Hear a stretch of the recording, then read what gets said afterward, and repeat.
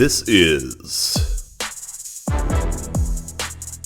Big Tasty Sports. The journey through every NFL division is coming to its conclusion finally as we reach the AFC East. Yanni, how are you feeling about wrapping up these division preview videos? Good, because that lets me know that we are one day closer. We're about a month out from the season here. So I'm excited, man. Let's finish strong, see how this division goes, and we're one step closer. So I'm looking forward to it. Yeah, I feel kind of the same way. I remember when we started being like, hey, by the time we get to the end, we're going to be into the preseason, and then we're getting close, and that's where we sit now. So it's kind of fun. So all right. Well, hey, before we jump in, actually, so Yanni, I mean, it's so fun kicking all this stuff around with you. And I know that you have a lot that's going to be coming. And being that this is the last video, before we jump in, just talk about the stuff that you have coming up, both preseason and what you do during the season, and just the best way for people to connect to that. Yeah, I'll have basically a division breakdown similar to what we're doing here on your podcast for each of the divisions, written out, some different statistics, some potential bets, all that kind of stuff. That'll come out here in about a week, actually. It's almost done, but it'll come out for each division. I'll probably release one every day, so keep an eye out for that. When the season starts, we usually have about 3 releases a week. Generally on Wednesday, there is a DFS daily fantasy release that we do. Usually on Friday, bets for the weekend come out, and Saturday, usually prop bets come out. So player prop bets for NFL. So that's kind of the NFL schedule in a nutshell. And hopefully if you follow us on Twitter, if we do find a good line early, that's always a great place to keep an eye out as well. Yeah. So follow at the Bet Crushers. Do you normally put the content out through that one or through your Twitter? Which usually through at the Bet Crushers. Okay, great. At the Bet Crushers. Also, if you follow at Big Tasty Sports, I'll definitely be retweeting all that stuff, so you can look for it there if you haven't followed yet. But please do that. Yanni, I can attest, I don't do a ton with DFS, but I follow what Yanni says, and it usually turns out pretty well. So it's somebody you want to be following as we get into the NFL season. And speaking of things you might want to follow Yanni on, Yanni's a little bit of he's a huge Bills fan, but he's also one of the most knowledgeable people I know, not just NFL, but the Bills in particular. And that's where we're starting with the AFC East as we go alphabetical order. So the Bills right now are at over under 10.5, heavily juiced to the over at -134, plus 130 on the under. They're plus 130 also to win the division. And here's what their first half of the season looks like. They will go to the Jets on Monday night. Again, man, what a fun way to start off Monday Night Football. Then the Raiders come to town. They go to Washington. Then it looks like they're at home for 3 games, but they're actually only at home for 2. They have Miami, and then they have to travel to London, which is a home game for them against Jacksonville, which they get kind of screwed there. We can talk more about that. Then they come back from London and play the Giants at home. They go to New England and then finish up with the lowly Buccaneers coming to town. Yanni, this is a team that, perennially here recently is a contender to win the AFC, a contender to go to the Super Bowl and even win the Super Bowl. When you think about the Bills for this year, how optimistic are you? I would say I'm pretty optimistic, probably not quite as optimistic as a season ago, but that has more to do with what's around them than their team themselves. And what I mean by that, and we've talked about this really at length as we've done these division previews, this Bills team is better than it was a year ago. However, the teams in their division are better than they were a year ago. There's some other teams in the AFC that are potentially better than they were a year ago. So, when I say I feel good about the Bills, I think they're right there. I think they will be one of those kind of top 5 teams when it's all said and done. Is that enough to get them over that hump and get them into a Super Bowl? I don't know. Time will tell. We will have to see. But I do think that this team, they're better than they were a year ago. And it's not just personnel. It's a lot of circumstance. Big key for them, secondary health. Last year, really no Tre'Davious White for the most part. He came back at the end. He wasn't really himself. He, by all accounts, looks good. Everything's ready to go with him. Micah Hyde, big loss week 2 last year, missed the season. He's back. And then Jordan Poyer basically played last season with one arm and a banged up knee. And, he's healthy going in. So I think, last year when you looked at what they kind of fizzled out on down the stretch, it was that secondary.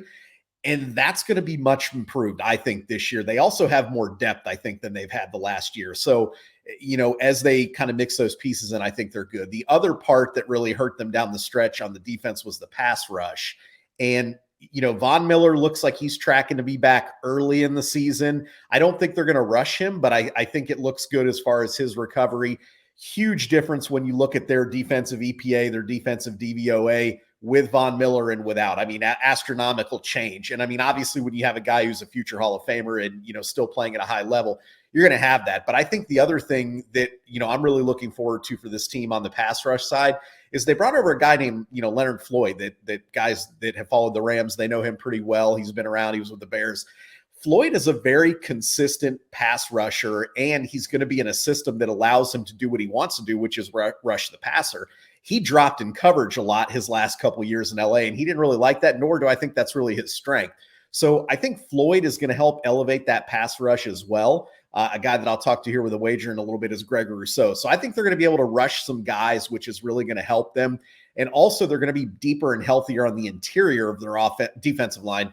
And, in that game, particularly against the Bengals, they were just overwhelmed in that game. And, I look back at that and I say, okay, how do you improve upon that? And I think they've done that. So when you look at that, I think the defense is set to kind of rebound and be more of that defense they were early in the year, and then not so much that defense they were later in the year. And then you just flip to the other side of the ball. Josh Allen had a good year last year. He did turn the ball over a little bit. He took a lot of heat for that. I think he'll probably do a little better job taking care of the ball, but he is who he is. I mean, he likes to sling the ball around. He takes some chances. More often than not, it works out. I mean, there were only a couple games, the Minnesota Vikings being one, where he truly had, truly game-defining turnovers where it's like, okay, he lost the game because he didn't take care of the football. Most of the time, that's not the case. So I'm not too worried about that. But I think really where this team needs to be better in a couple areas. The offensive line has to play better. They were bad down the stretch. They drafted Osiris Torrance. I don't know if he's going to start, but if not, hopefully that means that Ryan Bates is going to push him a little bit there. They need to do better overall. They did swap out their left guard, who was their worst performing lineman last year. So, I mean, they have a little upgrade there. And the guy they really need to perform is Spencer Brown, the right tackle. So we'll see how the offensive line does. I think they're going to run the ball a little more. They picked up Damian Harris. They've got some veteran backs there. I think James Cook's going to get a lot of work. So we'll see a little bit different. And then, at the end of the day, it's going to come down to what can they do from an explosive playmaking standpoint, though.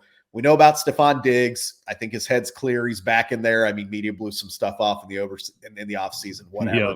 Yep. I think Gabe Davis, another guy who played banged up a lot last year, he's healthy going in, so hopefully he can stay healthy. And then they drafted Dalton Kincaid in the first round, and he was a guy they had their eye on. And if you follow the NFL, you've probably heard that there's a lot of talk and comparisons with Travis Kelce. That's lofty expectations for a rookie. But I think when you look at how they want to utilize him, we'll see some of that. And then the last thing I'll point out is last year they had a rookie offensive coordinator in Ken Dorsey. He was learning a lot on the job, and he even admitted that, this year he said, there were games where he's like, I was maybe in over a little over my head. I didn't know what I was doing.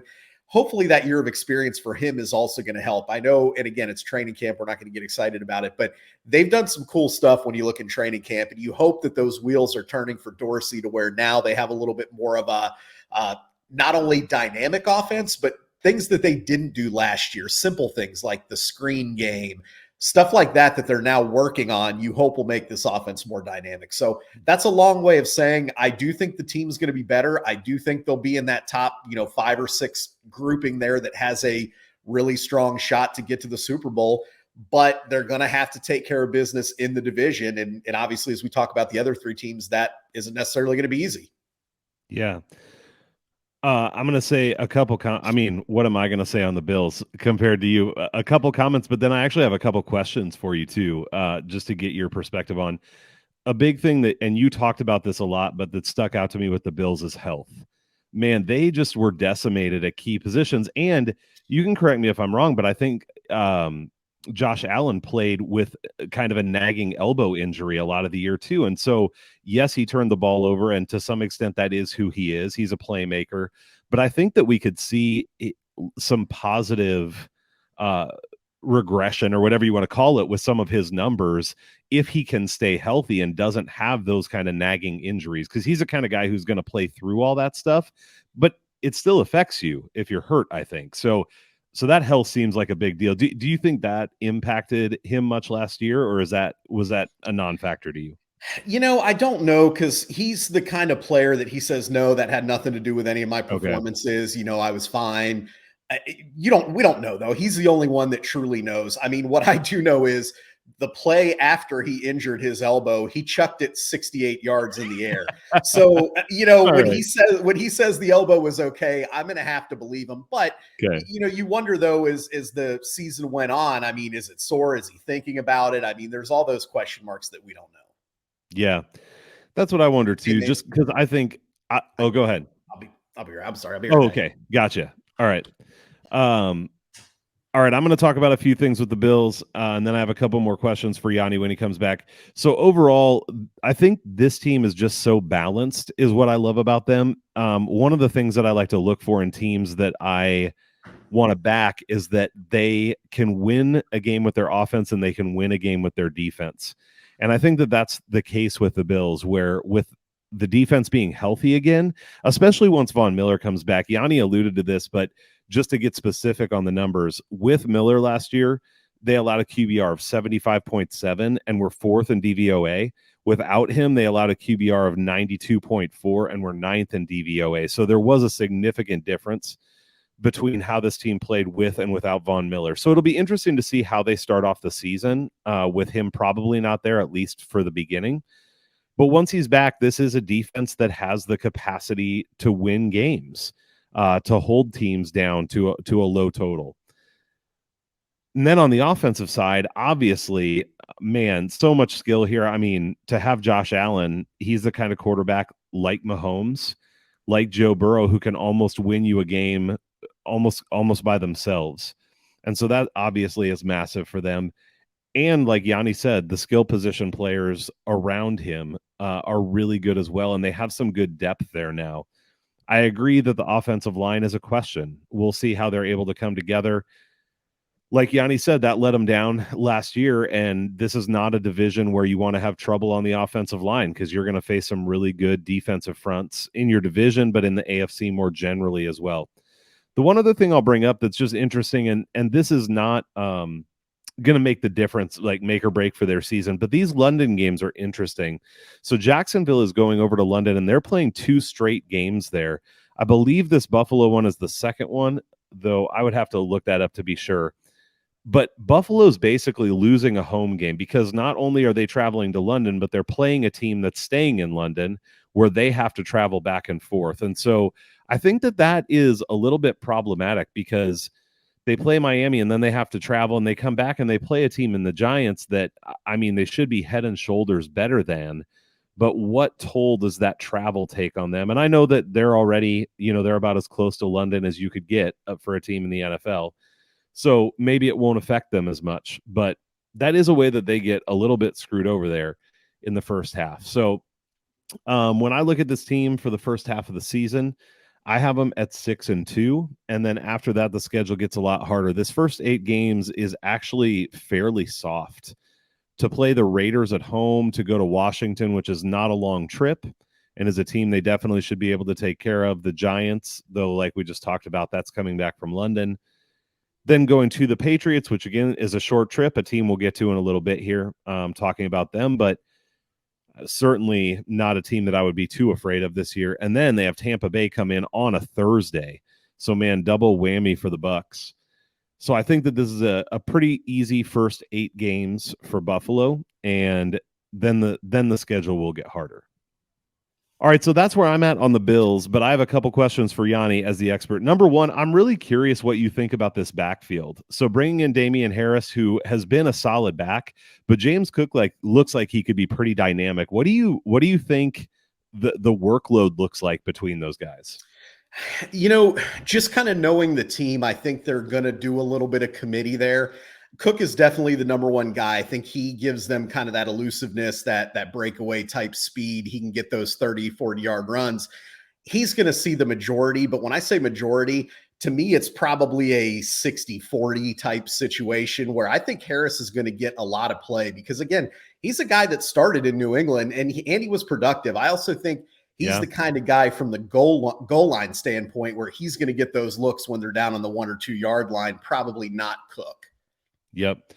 All right. And then my other question was, what effect do you think losing Tremaine Edmonds to Chicago has, if any? Yeah, honestly, that is, other than really the right tackle position, which scares me a little bit on this team, I think losing Tremaine Edmonds is the next biggest piece here. And, Edmonds is a guy, I think we're going to see him shine in Chicago because I think they're going to utilize him in a different way, maybe. I know we might have talked a little bit about that when we did the Bears, but Edmonds, they're going to miss him because even though he maybe wasn't the player that I think the team hoped he would be, he was still a really good player in the middle. He did captain that defense, so you're going to lose a little bit there. And I mean, he's a guy that was 6'5", extremely rangy, athletic. You don't just replace that at the middle linebacker position. I think at this point, they're still having an open competition. They've got 2 or 3 guys potentially that could fill that role. It looks like a guy named Tyrell Dodson's going to get that. He's basically been a backup and special teamer in his career with the Bills. He looks like the front runner for that job. But I think that when you look at this defense, though, even if that's a little bit of a fall off, I think that they've improved enough in other areas that it hopefully won't be too noticeable. Yeah, fair enough. All right. So I'd said, looking at the first 8, that I have Buffalo at 6-2. And then I think the schedule gets a little harder in the second half. What do you think on the first half for the Bills? Well, so I actually went 5-3, but I actually made a note that they really do need to go 6-2. And it's because what you said there, that second half schedule is really tough. But, you look at a couple of those early games. I think that London game is going to be tough for them. You said it. It's technically a home game for them, but we know that's a Jags home game. I mean, they're familiar with that whole thing. So, I mean, I think, and not to mention Jacksonville's obviously a really good team. So I think when you look at that, and I mean, I feel like when you look at some of those games, obviously you've got some quote unquote easier games with Tampa and that, but I mean, games like at the Jets, you can't count that as a win by any means. I think you got to look at that and say, hey, this is a coin flip type situation or something close to that. So, I mean, again, I kind of pencil them in at 5-3, but I really hope that they can go 6-2 because I think for them to really have a legitimate shot at it going somewhere in the playoffs, they got to start 6-2. Yeah, I think so, and I think they'll do it. I'll be I actually said 6-2, and I could see him go 7-1 because the way I look at it too is I think they have 5 games they should win, and then they have 3 that are tough, but also they're really good. So sure. I would expect them to win at least 1, if not 2, of those tougher games. Is kind of the way I look at it. You just hope they don't trip up in a game they shouldn't lose. That's it. They definitely got to take care of business for sure. Yep, totally. All right, well let's talk player props a little bit. I have gone a little bit deeper into player props over the last week, so I have a little more to offer, I think, or other bets too. It doesn't have to just be player props. Do you have anything on the Bills that you're interested in? I've got 2 player props here. I do have an over 10.5 ticket, but it was before it was juiced heavily. So, okay. Right now it's more around the -140, which I don't think is worth playing at that price. But I do think they win 11 to 12 games. So I think that, that's a bet you could make, although again, probably not at that price, but I have a couple props. So I'm curious to hear what you have on the prop front to see if we align on that, or if you saw something maybe I didn't. All right. Well, I have a couple on the Bills that I really like. The first one, and this is part of why I was asking about the backfield, because the first one to me is James Cook over on rushing yards. I just put out a video last week. If you didn't see it, it was in honor of you, Yanni, talking about what we've been discussing for a while, which is how a lot of these lines look depressed and what would it take to actually bet some overs. And I actually put my money where my mouth is, and I've bet some overs here in the last week. I haven't actually bet this one yet, but it's one that I'm seriously considering, and here's why. James Cook had 507 rushing yards in 15 games with 5.5 carries a game last year. Right. I mean, he's got to go up from 5.5, I would assume. I wouldn't want the TDs because of what you said with Damian Harris getting work with the touchdowns, but his total is 700.5.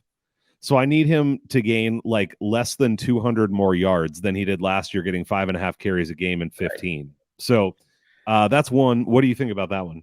Yeah, I love it. I mean, I think that the way you broke it down is perfect. I mean, he should get 12 to 15 carries a game, I think, even on a pass happy team that has Damian Harris. I still think he gets a dozen plus carries. So to your point, I mean, he was close with less than 6 carries a game last year. You double that, you leave yourself a lot of cushion. So I think, and one other thing to point out too is I do think, and they've even talked about it in press conferences this offseason, as Josh Allen gets a little bit older, I think some of those maybe designed runs come out of the playbook. Maybe those runs are more on the breakdown plays, or if he sees something as opposed to, hey, because they generally would have 5 or 6 scripted runs for him a game. I think that's going to start to go away, or at least fade down a little bit, certainly in games like Tampa Bay and some of those. Right. Maybe against the Chiefs and Bengals, they do a little more of that. But so I think you're right. I mean, at the end of the day, I think he doubles probably his carries per game. And I mean, if he doubles his yardage, he cruises past that number. Yeah. Man, you're talking to me because I was already leaning toward wanting to bet it, but man, if I think he's going to double his carries, because this is one of those, again, not to spend too much time on it, but if he doubles his carries, he doesn't even have to play 15 games. He could have a minor injury and he'd still go over. So right, I like that. The other one, which you and I have kicked around at least in messages, so it won't be a surprise, is Gabe Davis over on his receiving yards. So I haven't been a huge fan of Gabe Davis, and I will own that.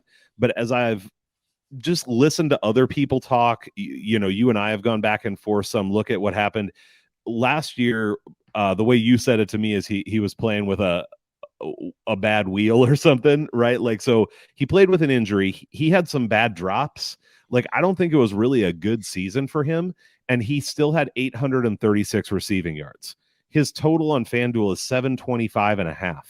So he went over it by over 100 yards last year, and I think he had a bit of a down year. I would expect him to actually recover and go over what he got last year. So I like that, and that's when I did bet already, actually, is over on Gabe Davis. Yeah, I when we kicked it around, I like that as well. I mean, I think that he pushes that 1,000-yard mark this year. And, I think there's, again, a little bit of cushion there, even if he doesn't play all 17 games or whatever. I think he's due for a big year. I mean, he looks, again, I hate to say it's stupid, but he looks good in camp. He looks healthy, That's good. Which is a big thing. And again, after week 3, I mean, he was hobbling around and you could see it, especially those first couple games after he injured his ankle. It's like he had no separation. And then, like you said, I mean, you don't know if that factored into the drops because he actually didn't have drops really prior to last year. Last year was kind of for whatever reason. But again, we don't know if that had anything to do with injury, what was going on with that. I think this year he is set up for a nice season. I really do. I think he's probably a little less expected, a little less pressure, and I think he'll perform well.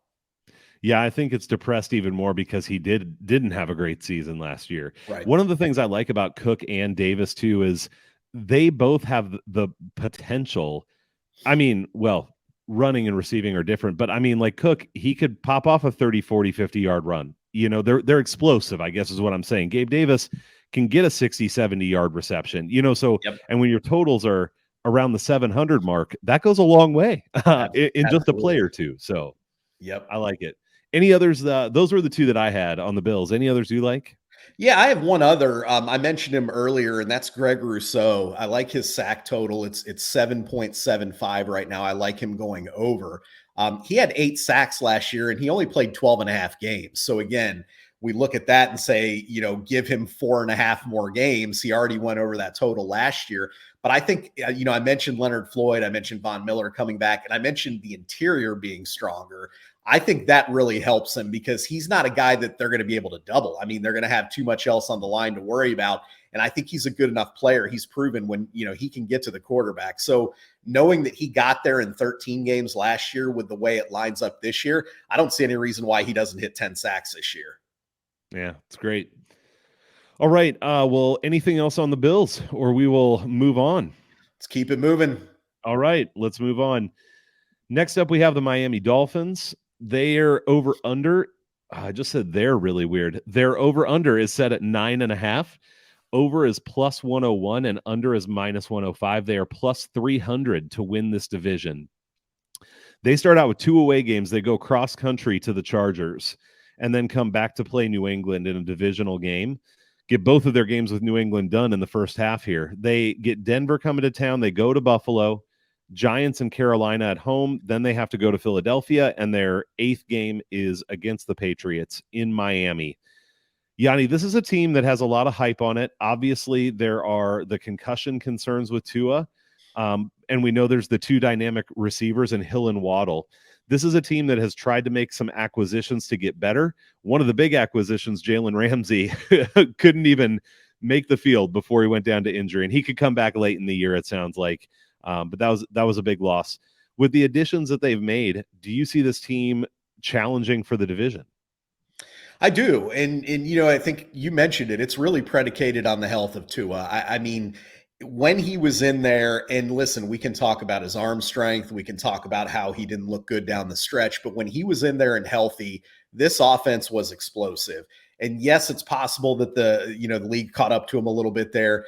But to me, if he's healthy, this team's contending. If he's not, I think we get what we got down the stretch with this Miami team, which is they just couldn't overcome that.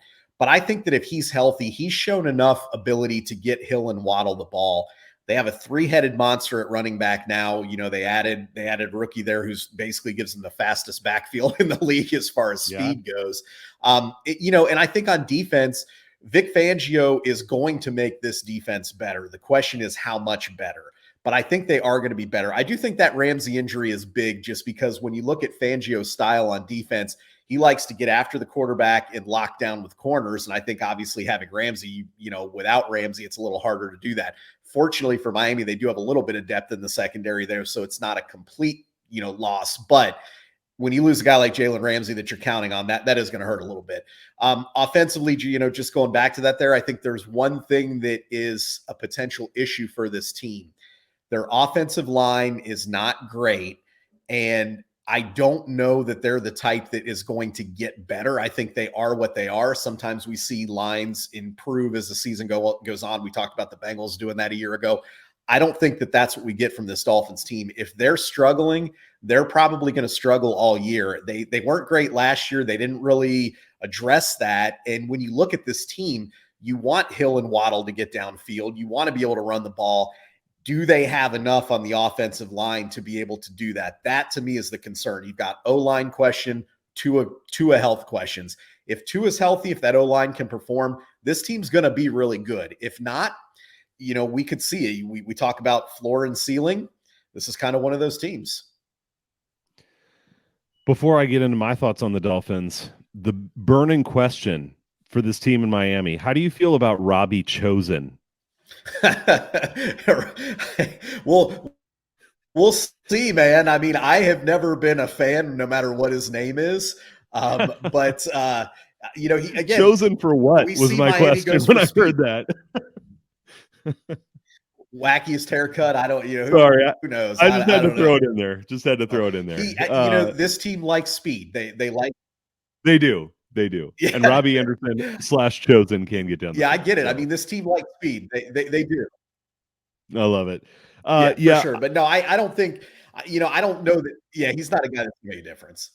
Yeah. He probably won't get a lot of playing time, but we're not surprisingly fairly aligned here. The offensive line is what I had written down as one of my biggest concerns for this group as well.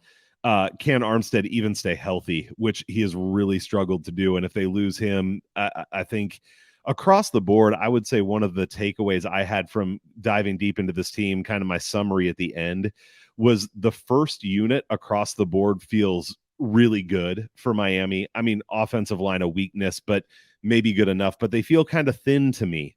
If they start to lose some of these key guys at these key, starting with Tua, who is certainly not guaranteed to stay healthy. If they lose Hill or Waddle, maybe they're okay. But it comes down to those two guys. And I do get what you're saying. I think maybe one place I'm wrong about that is at the running back position with those three who are probably pretty interchangeable. I do like A-Chain coming in as a rookie. I think he's a dynamic back and actually could be a little bit surprising if he gets the playing time in terms of what he could do in his rookie year. So That's an area where maybe it's not as true, but on defense, I feel that way as well. Of like, man, if they start losing more guys, they're going to be in trouble on the defensive side of the ball. So, but I do really like this team if they stay healthy. You mentioned it, but when Tua was in and healthy last year, this offense just hummed. And I think that if he can stay healthy, and I know Mike McDaniel wants to run a fast offense, I think they have the pieces to be able to do that. I think they are a really dangerous team.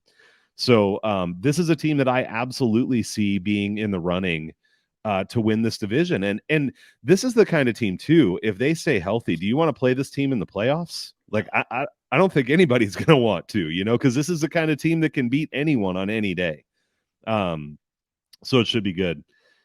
In terms of the first 8 games, I think the schedule is on the weaker side to start out, though they do have some hard games in there, going to the Chargers, going to the Bills, going to the Eagles. But what I'm going to say here, and maybe I'm a little bit bullish on the Dolphins, but it's the same thing I said about the Bills, where, okay, you've got 3 really hard games in there. The rest I think are winnable. I think this team is good enough to win at least one of those games. So I have them at 6-2 in the first half as well. What do you think for the first half here? Yeah, I definitely buy your logic. I put them at 5-3, and I did not go out on a limb. I kind of just went across what the spreads tell us, which is, hey, they're going to be favored in 5 of those games, and they're going to win. They're going to not be favored. But you're right. They could easily beat any of those 3 teams: the Chargers, the Bills, the Eagles. I mean, if they're on their game, they can win in a heartbeat. So I think, to me, it was kind of like, prove that 6-2, which they might. They very well might. But I kind of stayed the course, and I did 5-3. Yeah, fair enough. One of the bets I like here before we would get to any player props is I actually kind of like, and this is again that long-term strategy for me. You can get over 9.5 at plus money. I mean, it's plus 101. It's pretty much even money, but slight plus money. Again, because I think the first half of the schedule is easier, I think there's a chance that by the middle of the season, you get like an under 10.5, or I mean, probably not an under 11.5 unless you play an alternate, but I think you'd have a chance if you wanted to find that middle again. Because I think the first half of the season, they're going to start out strong. And honestly, I have this team getting to 10 games with 11 game upside anyway. So I don't hate the over here to begin with at a plus money price. Thoughts on the over under for you? Yeah, again, I'd like to disagree, but I think what you laid out, and I mean, I've got them similar as far as their kind of ceiling there. I think that I have them at 10-7, but I could absolutely see them at 11-6. I mean, and like you said, I mean, on any given Sunday, they can beat anybody, so they could even be better. Yep. All right. Any player props for you when you look at the Dolphins? Yeah, I like, there's a few actually on the Dolphins that I like here. And I guess I'm going to start with the under since we've been going on the over route here. That But sounds good. I'm going to give you plenty of overs though. But when I go under, and I mentioned the 3-headed running back monster there, I'm going under on Raheem Mostert's yards. And not because I don't think he's a capable back, because I think he's very capable. But his number's not that high. It's at 600. But I think when you look at what we have here, he's going to probably get a third of the carries. And when you kind of look at that there and you break down the math and you say, okay, if he's getting, kind of to your point, your James Cook exercise there, if he's getting 6-7 carries a week, is he going to get there? And the other thing is Mostert has traditionally really struggled staying healthy. And, you don't want to bet on a guy and say, he's likely to get injured, so I'm going to bet that. But I think you can factor that in with a guy like Mostert at his position. So, when you look at the fact that he's probably going to have a timeshare, and if you notice what the Dolphins did when they had healthy backs last year, is they went with the hot hand. So unless Mostert comes out on fire, you mentioned, I mean, it could be one of the other 2 guys that all of a sudden it's like, Mostert's not seeing the ball too much. So I like his under there. I think that, if he ends up going over it, so be it. But I think under's the play there. As far as the overs go, I've got a few here that I really like here. Okay. I like Tua's over. Again, I'm not playing this one, full transparency, because of the health concern. All it takes is one knock on the back of the head and his season could be over. So I'm not going to play it. But what I will say is, if you like his over, you can bet him over 4,000 yards and get a plus 110. If he's healthy, I mean, he was on pace last year to smash that. So, I mean, I think that, again, if he's healthy, but again, I'm just putting it out there, not betting that one. What I do want to bet, however, is Jalen Phillips over sacks. I mentioned Greg Rousseau. I think this is Jalen Phillips coming out as an all-star season here.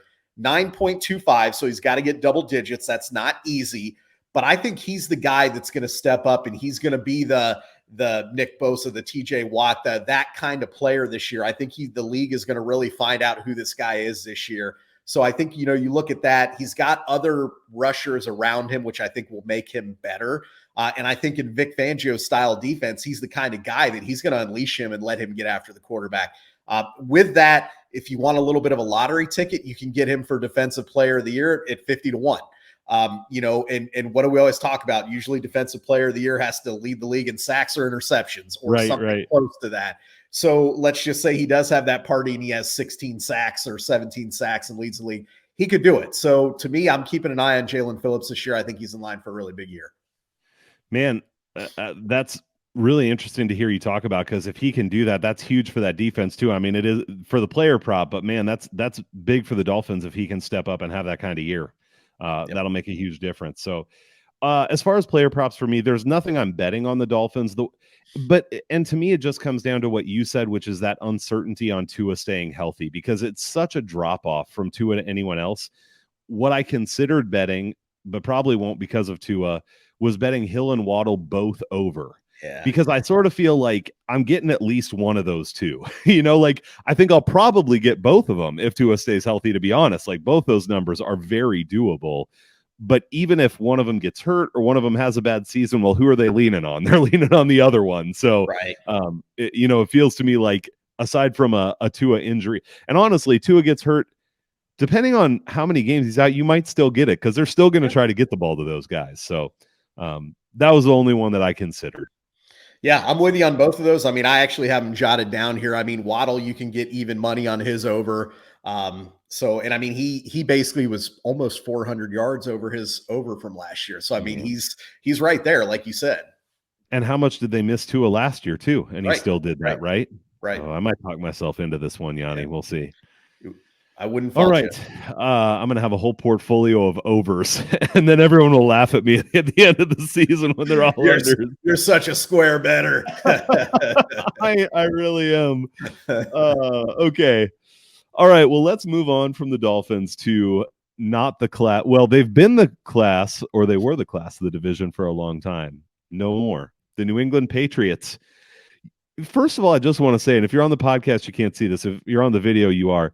You know that a team might not be in for an awesome season when I have a picture of the offensive coordinator as the picture to represent the team, not a player. But over-under is set at 7.5, and juiced to the under, plus 140 to go over. You can get minus 120. You can still get on the under, plus 900 to win the division.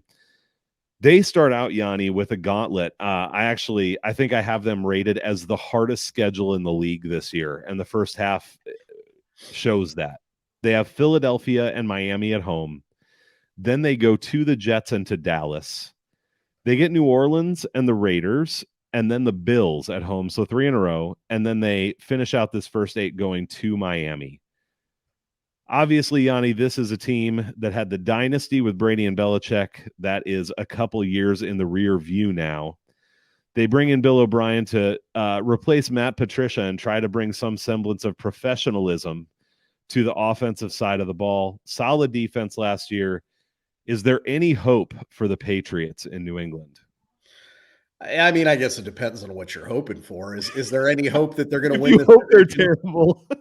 Yeah, if you hope that they win 5 games, sure.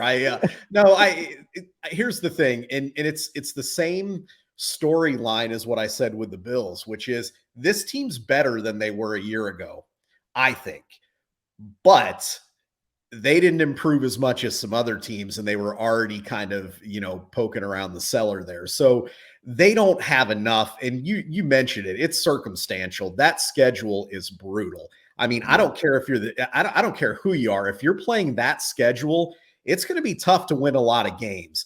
But to me, it comes down to when you put that schedule up, you're putting Mac Jones up against the best defenses, the best quarterbacks, I just don't see it happening. I mean, this team does not have enough firepower on offense. I do think their defense is going to be really good this year, and it might keep them in some games. It might be one of those ones where they can hang around and maybe they get a turnover or they kick a late field goal and they surprise a couple teams here and there. So, I mean, I don't think it's not a horrible football team. It's really not. Again, I think their defense is going to be pretty good, but there's just not enough when you look at that offense. I mean, that receiver group is very mediocre, and that's probably being generous. Very generous, yes. You know, they went from, in my opinion, 2 running backs to 1 when they let Damian Harris go there. I think they're putting the whole load on Stevenson there. They never really fully got the tight end position figured out as much as they spent money and tried to do that. And I do think it's funny because you mentioned Bill O'Brien on your slide there. I do think I never thought I'd hear his name incredible in the same sense there, but when you compare it to what they did a year ago, you're not wrong. I mean, he gives them a legitimate offensive scheme that they didn't have last year, and it showed. And there was frustration on the coaching staff. I mean, Mac Jones, I mean, you saw it all over the place.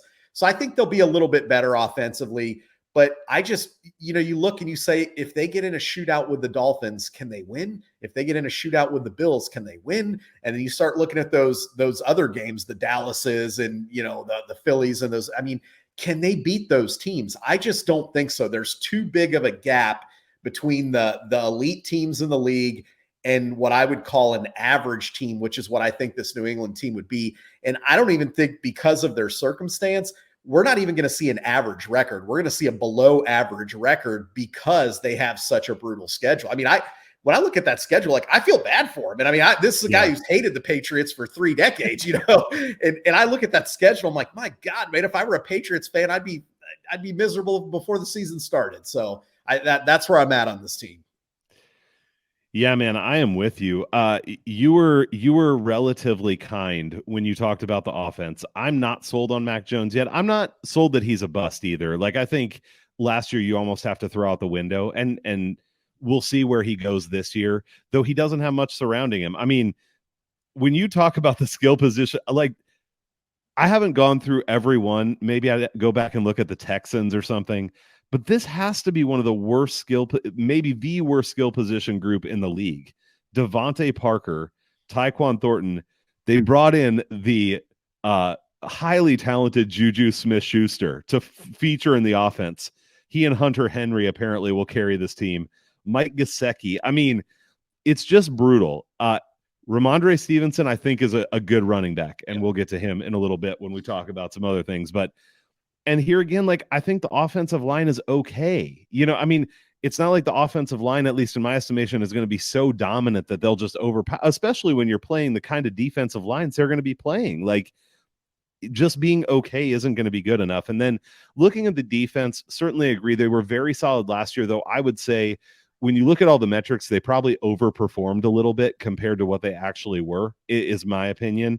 And they actually remind me of the Bucs a little bit when I go through the whole roster, in that there's good pieces there. And you've said this before, like, there's definitely players there where you go, oh, I want them on my team. I want them on my team.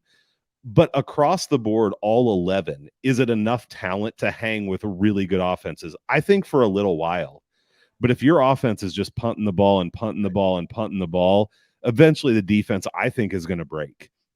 And I think that we're going to see that happen a number of times this year. Like, how many times are they going to be able to win 9-7 or something like that?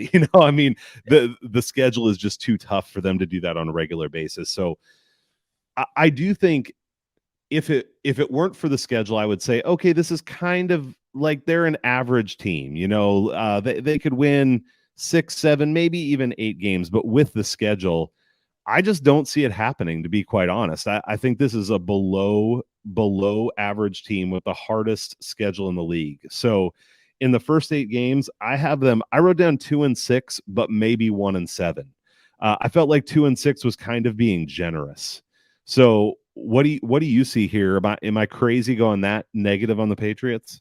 Yeah, you're definitely not crazy. I gave them a little bit more of the benefit of the doubt. I gave them 3-5 in that first 8. And it's only because, you look, and historically they seem to find ways to, like, again, they chip off of Miami, for example, at home, or they do, things Right. like that. And, so I kind of gave them the benefit of the doubt and said maybe they'll win 3 of those first 8.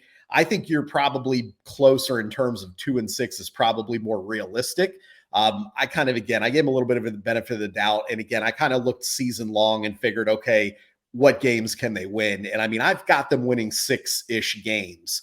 So, you kind of look at that and you space out the season kind of halfway there, kind of gets you there. But I mean, we're really at this point, we're splitting hairs, right? 2-6, Right, 3-5. right. At the end of the day, I don't think there's any way this team is at 500 when they get to the first 8 games. And then you look at the back end of the schedule. I just don't think there's any way for this team to compete. I mean, and again, not that they're a horrible team. They're just, when you compare them, you say it all the time, someone has to lose. Even though the Patriots aren't awful, they're still worse than the Jets, the Dolphins, the Bills, these teams on their schedule. And sure, they'll find some wins here and there, and Belichick will pull a rabbit out of the hat somewhere, but they're not going to be able to sustain wins throughout the year. Yeah. To your point, I have them at 6 wins as well, is what I projected them for. We've talked about this before, almost like 6 with a shade toward 5 for me. I can really see them. I see that as being more likely than 7, though 7 could happen. I haven't bet this yet, and I don't know why, but I think after we get done here, I'm probably going to bet under 7.5, because I think even at -120, that's still a pretty good number if I think they're at 6, and probably not over it. I mean, I had best case scenario 7 wins for this team. I mean, that's where I have them, is best case 7-10. So, again, who knows? Maybe Mac Jones will step up, and maybe a guy like Juju Smith-Schuster. I don't know. We'll see. I think anybody that's looking at this objectively recognizes that there's a difference between Mac Jones and the other 3 quarterbacks in the division. There's a difference, like you said, the skill positions, when you look at guys like Hill and Waddle and Diggs and Garrett Wilson and some of these guys, and then you go over there and, like you said, you got Tyquan Thornton and Devontae Parker. And it's just a different caliber. I mean, it really is. Yep. I was actually just going to try to look up here if that -120 is still there, because when I look at the lines I have across the board, I mean, it's more like -150, -142, -160. So anyway, other people can go look it up too. BetMGM was the book where the last time I checked it was -120. That may be gone now as well, because I think everyone else understands this is what's happening too. So, right. What about any player props for you on the New England Patriots? To me, there's only one that's playable, and it's the guy that we mentioned that I think is at least stud of the offense, and that's Ramondre Stevenson. His rushing total is 1,000 yards, and this is a team that's going to run the football, or try to. Their offensive line is definitely better in run blocking than pass blocking. That is no question. And you have a team that kind of is a throwback team. They want to run the ball and play defense. So I think that Stevenson gets a lot of carries. I mean, when you look at the depth chart, they got Ty Montgomery, they got J.J. Taylor. They don't have a whole lot behind him. So I don't think it's going to be a situation like the last couple of years where he gets 50%, Harris gets 50, or some, combination. I think he's seeing 70% of the carries in that backfield. He's basically gotten to 1,000 yards, in the years he's played. So to me, I think this is all about Ramondre Stevenson if you're gonna bet on anybody on the Patriots. I did bet on that guy on the Patriots, Yanni. There you go. And I will say, if people want it, so FanDuel over 925.5. So like 75 yards lower than that, even there's a couple 975s out there, but I think he goes over 1,000 yards. I mean, I just look at this team and think, where else is it going to come from? That's sort of what you said. And the reality is, I just wrote down, if he only got 3.5 yards per carry and 15 carries a game, which is insanely low for what this team is going to be, he'd get there over this total in 14.8 games. So like, good. if he's getting 20 plus carries, he only needs to play 12 or 13 games to go over this total. Yeah, they're literally and I know we could say this with any future player prop, but injury is the only thing that will prohibit this bet from going over. And I really believe that. I mean, if he stays healthy, this bet is an easy cash. Yeah, and that's kind of the point I've gotten to with these overs is like, if that's the only reason that I think an under would happen, right? You know what? I'll take it. Like chance, I get that's baked in, but I'll take that then. So yeah, agreed. All right, well, let's wrap it up with, honestly, certainly one of the big stories of the offseason and the feature team on Hard Knocks, the New York Jets.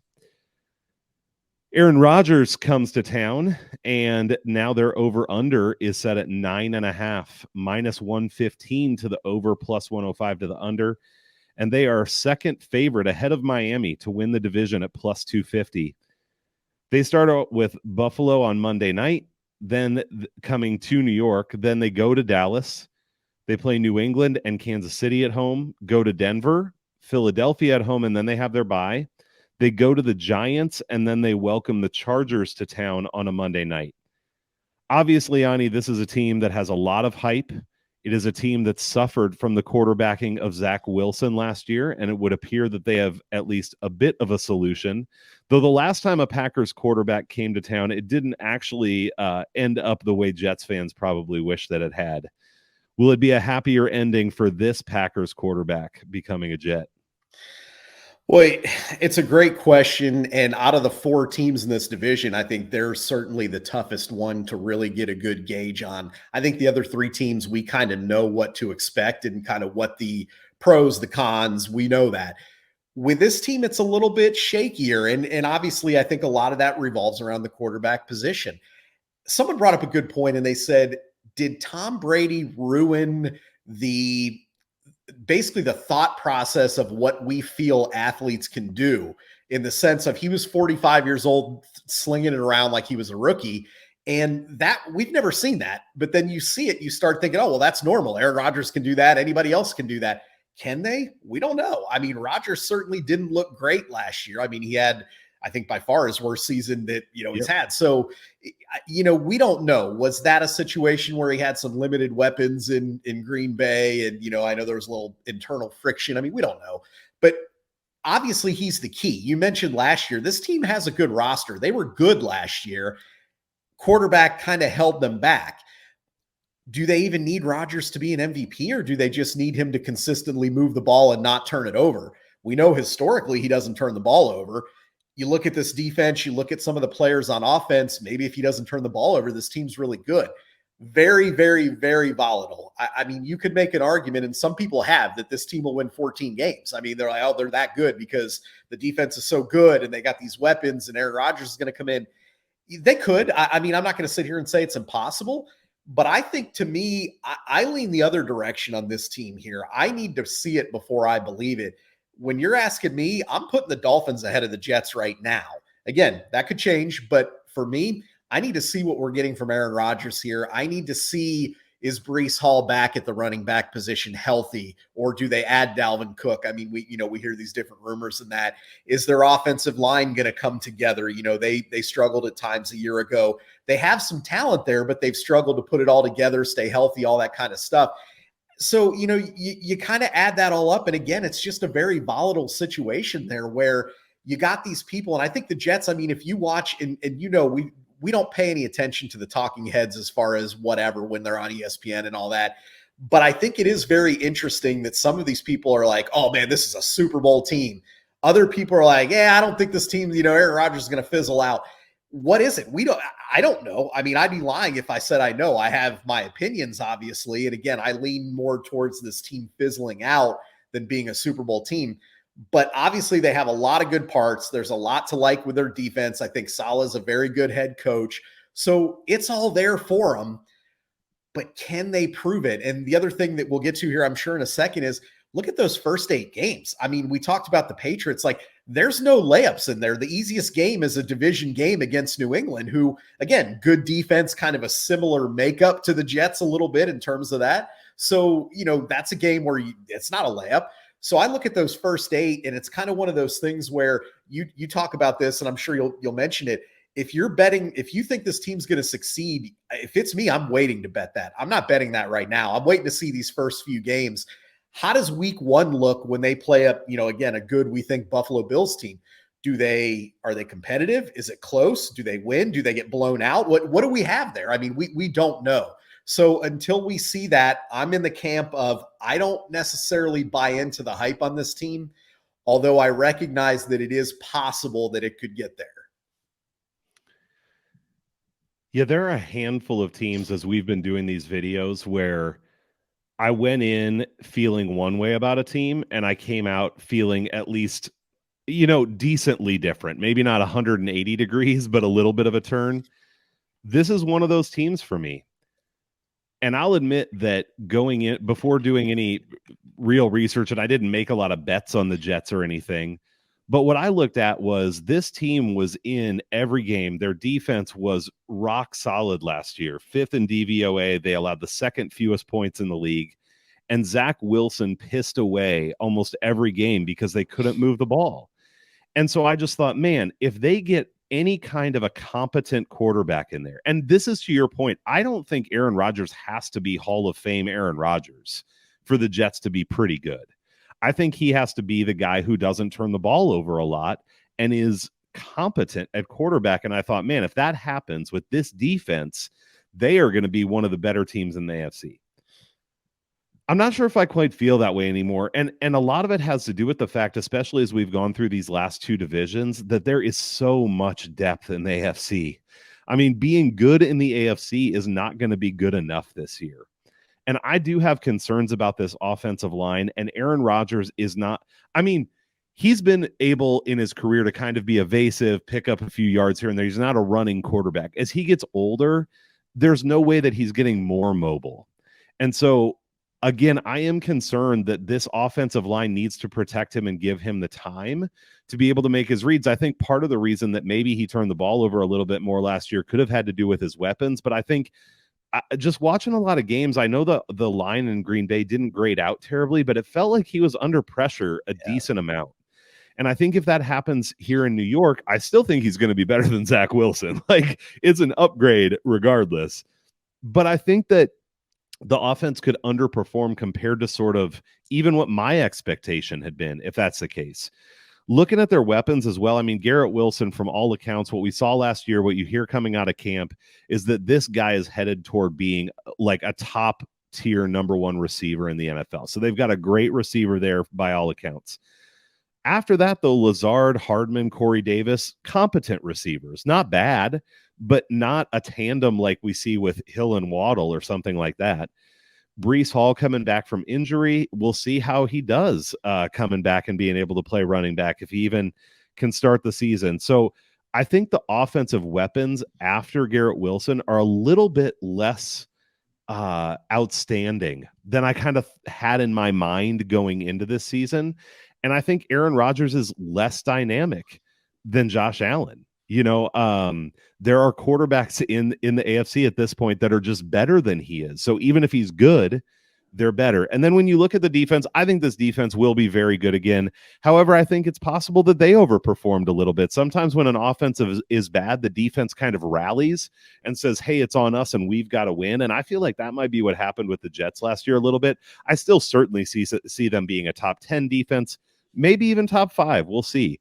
But there's plenty of other good defenses in the AFC as well. So I came out of this. I still am positive overall in the Jets, but you talked about that schedule, man. This first 8 games, and you said we'd get to it, but what a first 8 games. I mean, they get New England coming to town, which to your point, we'll see how easy that game is, but they should win that, I would think. Going to Denver, maybe not as easy as we thought it might be, especially traveling there.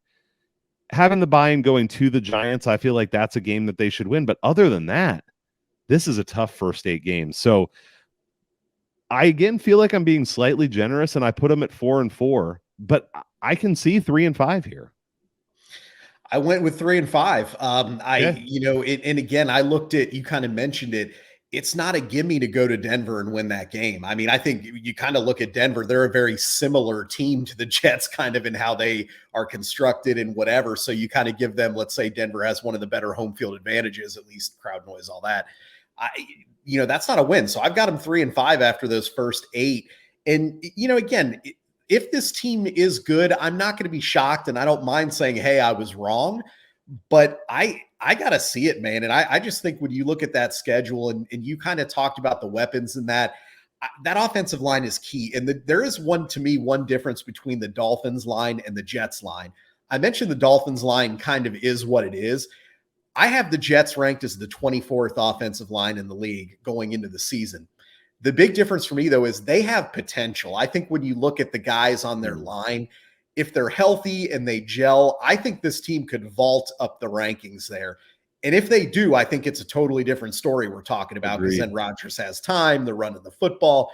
But that's a big if. I mean, are they going to be 24th best, or are they going to end up 12th best? I mean, time will tell on that. So I think that's a key. But I think you really nailed it with like those other weapons. It was like, oh, Rodgers, he didn't have weapons in Green Bay. And I'm like, okay, like you said, Garrett Wilson's a great option. But other than that, does he have anything different or better than he had in Green Bay? He really doesn't. Right. So, you kind of look at that, and then people talk about this, and I think there's truth to it. Again, not to beat a dead horse on the schedule, but this guy made a career out of beating up on the Bears and the Lions. I mean, he really did. And kudos to him. He handled business. He beat these teams. But the Bills and the Dolphins and even the Patriots, they're not the Bears and Lions. I mean, it's going to be more like playing the Vikings. You know what I mean? And so, let's see. What was he we know Rodgers is great. I mean, I'm not questioning that by any means, but was there a little bit of truth to that? Hey, he was in a nice situation there. He got to play at home in Lambeau against the Bears and the Lions, and of course he's going to win. I don't know. We'll see. I think there could be some truth to that. Yep. All right. I will say real quick on the over under and that kind of stuff, or even if you like the Jets, because I early on, before I really dove into it, was thinking about betting the Jets for the division because, I thought, man, this team's going to be good. But the thing that kept me off of it was the schedule, because I was like, man, if I even like that, why not wait until after this first 8 games? Right. And I'm going to very likely get, and I actually could see myself betting an over on their wins after 8 games, depending where that sits, because the second half is easier. And like you talked about with the offensive line and this team overall, if there are signs they're gelling, maybe they come on in the second half of the season. So that's a bet I actually will be interested in, but I'm not going to bet it now for sure. Yeah. So, any player props or other bets that you're interested in on the Jets? No, I mean, Garrett Wilson, as you mentioned, I think he's the guy to keep an eye on, because I think kind of like, I talked about with Jalen Phillips, and you mentioned, I mean, he's the kind of guy that can get into that tier with Tyreek Hill and Stephon Diggs and, those better receivers in the league. And I think he very well could do that with Aaron Rodgers. So I think you could look at his prop bets, but I haven't bet anything with them. Again, too much unknown for me with that offensive line with Aaron Rodgers. I need to see a little bit. For me, there's nothing that really jumped out that I just wanted to dive all over. How about you? Yeah, same thing was what I looked at. And one of the reasons that I had some interest in Garrett Wilson too is when you think about Aaron Rodgers in Green Bay, it was Jordy Nelson, it was Devontae Adams. He had the number one receiver that he relied on really heavily. And so I think that there's a good chance he's going to rely a lot on Garrett Wilson here too. So I think he'll get a lot of volume. But for the reasons you just said, I mean, I just think there are better bets out there.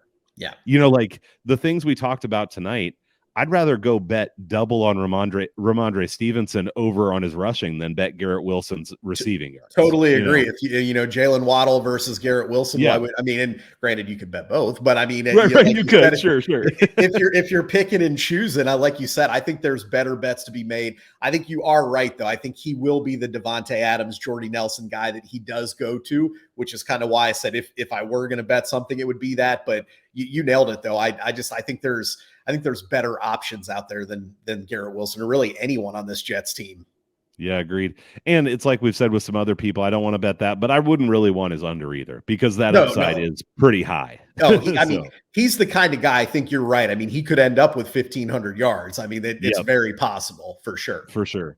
Yeah. All right. Well, before we wrap it up here, as we've done with each division, if you had to bet one of these teams to win the division at current odds, where would you go? I think your best bang for the buck is, in my opinion, is definitely the Dolphins, because first of all, I think they're underpriced. I think that they should be ahead of the Jets there. They give you the most return. If Tua's healthy for the season, I think they have a very legitimate shot of winning the division. So I think, that's the path I would go. But obviously being a homer, I got to look at the Bills. And I mean, it's got to say the payoff isn't great, but I think there's something to be said of them not having as big of a bullseye on their back as they had a year ago, probably not having to overcome the adversity they had to overcome a year ago, and the fact that I think they are better than they were a year ago. So, is it going to be easy? I think whoever wins this division probably wins it by 1 game. I mean, I think it's close, but I would take the Bills. If not, I would definitely take the Dolphins. I don't think the Patriots are in play. And for what we just said, Jets aren't an option for me.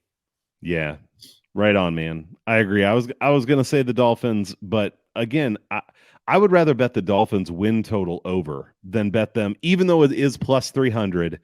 But to your point, I think that, as we always say, barring catastrophic injury, like I think the Dolphins and the Bills end up being relatively close to each other. I think the Bills are the better team, though. So I think if they both perform up to what they're capable of, I do think the Bills take this division. Yeah. Let's hope you're right. Let's hope we're right on that. Hey, you were positive on the Vikings, which I've been coming around on some as I've continued listening more and reading more and all this stuff. So I'm telling you, man, they're not going to be bad. I'm telling you. Yeah, you got me moving a more positive direction here. So, all right, man. Well, thank you so much for doing all of these breakdowns, man. It's been a ton of fun, and really appreciate your expertise and just the fun of going back and forth with it. So thanks for making it happen. Oh, man, it's been a lot of fun. I appreciate you having me, and I will talk football any day of the week, anytime. You just let me know. I can pretty much guarantee this isn't the last time we'll talk football this year. So. I hope not. I hope not. Absolutely. All right, man. I'll see you later. All right. Take care.